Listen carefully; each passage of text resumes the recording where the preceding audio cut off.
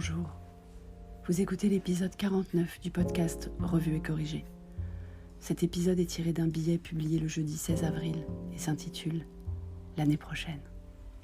Je vous ai interpellé avec ce titre, non ? Quand on a déjà du mal à se projeter à dans 3 semaines, il est bizarre de se projeter dans l'année prochaine. Je parle de l'année scolaire, pas déjà de 2021, même si j'ai étrangement hâte que 2020 se termine. On parle beaucoup des changements physiques de la vie de parents. On sort moins, on est plus fatigué. Sans parler des changements physiologiques post-grossesse, mais ça, les tabous et ma pudeur naturelle m'empêchent d'en parler. Mais finalement, on parle assez peu des changements psychologiques. Or, ils sont tout aussi importants, voire plus. Donc quand on est parent, on compte en année scolaire. L'année civile n'a plus aucune importance. Parce qu'en fait, la parentalité prend tout l'espace. Un peu comme si dans nos têtes c'était confinement tout le temps, avec cohabitation privée-pro permanente. Ce qui n'est pas le cas quand on n'a pas d'enfant. Enfin, je crois, même si je n'ai que Cher et Tendre et moi comme point de repère. Biais d'ancrage ? Le confinement est arrivé au pire moment pour nous concernant la scolarité de Petit Dom, parce qu'on était en plein process de candidature pour le changer d'école. Oui, ceux qui me connaissent depuis longtemps vont tomber de leur chaise, après avoir été la grande défendresse de l'école publique, l'étendard de l'éducation nationale, la passionnariat de l'égalité des chances. J'ai cédé aux appels des sirènes de l'école privée. Que ceux qui n'ont jamais changé d'avis me traitent d'imbécile. Mais les raisons sont nombreuses, conjoncturelles, et sans aucun doute trop polémiques pour être débattues sur un espace public. En revanche, les affres parentales de l'anxiété provoquée par un arrêt sur image intempestif d'un processus qu'on imaginait long et tortueux déjà en temps normal me paraissent relever complètement de cette chronique du confinement.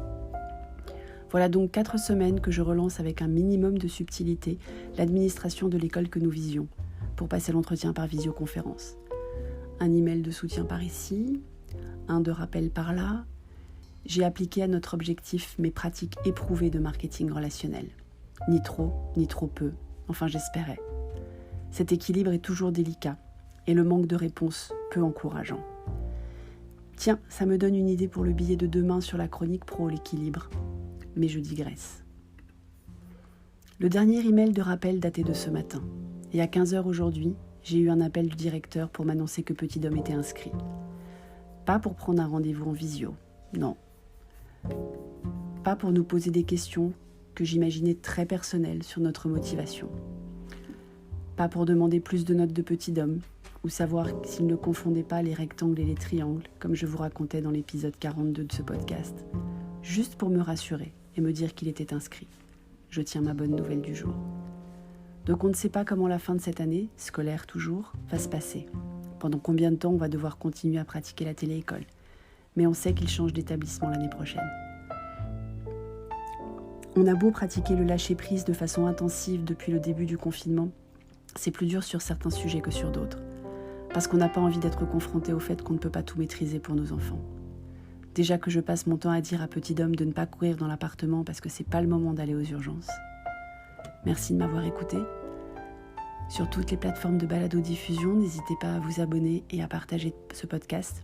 Et sur celles qui autorisent les étoiles et les commentaires comme Apple, n'hésitez pas à m'en laisser.